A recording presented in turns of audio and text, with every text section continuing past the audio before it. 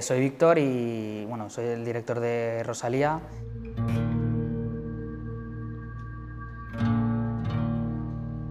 Nace de una motivación personal siempre me ha interesado el tema de la memoria histórica y conocer a Rosalía me permitió conectar directamente con alguien que había vivido y además la historia más cercana a nosotros, que tiene que ver con la lucha antifranquista en Valencia, además. He sido el fruto de una época que ha sido muy dura. Como ella dice, no le gusta tanto destacar, es decir, ella es lo que dice, ¿no? Yo soy una abeja más, yo siempre destaco que, bueno, no es solo una abeja, ¿no? Fue alguien importante en la lucha, lo que pasa es que, bueno, al final la historia es lo de siempre, la cuentan quienes triunfan, entre comillas, y bueno, Rosalía no es la historia de los que triunfaron. Entonces encuentras un mundo aparte, un mundo que no está politizado ni mucho menos, y además que que no les han contado nada de lo que fue la guerra. Eso es el drama. El tema de los fundidos, de un discurso muy sesgado, muy cortado, muy que no te permite entrar en la película, precisamente queríamos eso, que el espectador no se sintiese cómodo, que no entrase a la sala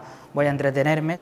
Nuestro objetivo máximo, obviamente, es que cuando sale de la sala quiera saber más todavía de Rosalía.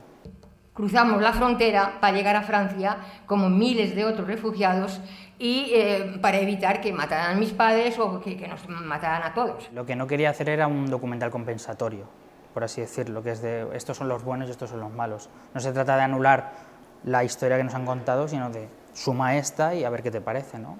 Unas lo hacen de una manera, otras lo hacen de otra, pero sumando todas esas maneras y esas luchas se avanzan y esas luchas nos unen.